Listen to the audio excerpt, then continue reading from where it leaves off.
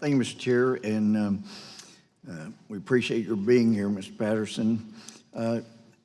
It's been several years ago, but Steve Shabbat and I had journeyed down to Columbia and met with DEA officials there and went out into the jungles, basically, and looked at all the efforts we had at trying to help Columbia combat cocaine, and it was a huge problem at that time, and the FARCs were pretty well running things when we were there, but it made a great deal of impact and seemed to have dramatically cut the amount of coca that's raised and cocaine that's sent up. We were told that 2/3 of the cocaine came up by fast boats on the Caribbean side, Gulf of Mexico side, and about 1/3 went up to California. And then they put in Mexico, and I asked why they didn't just go ahead to the beach in Texas or California, and our DEA agent said it was because they're business people, and the odds of getting it across the Mexico-U.S. border were so much better than if they landed even on an abandoned beach.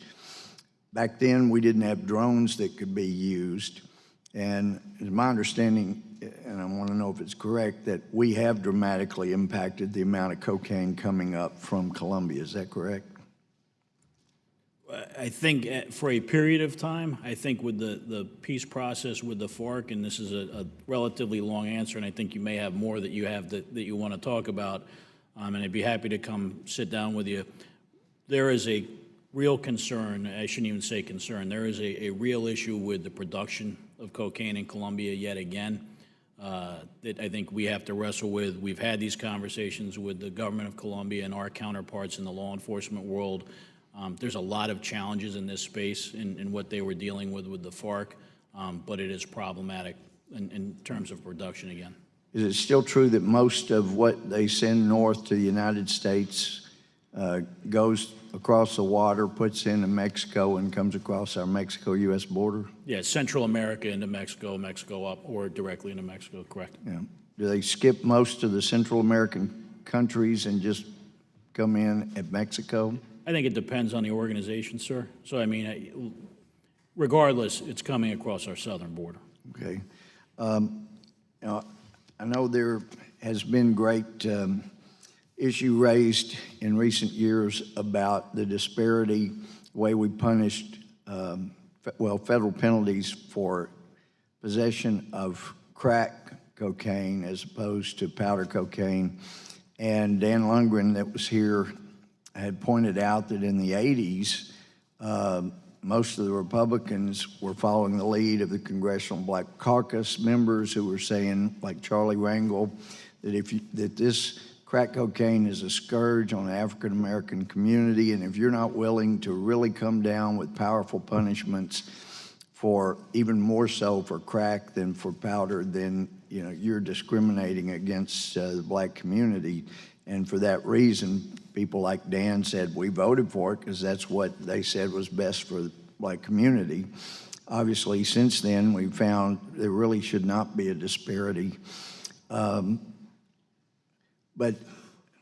And I realize I've just got a minute, so let me just go directly to this question. We now have drones.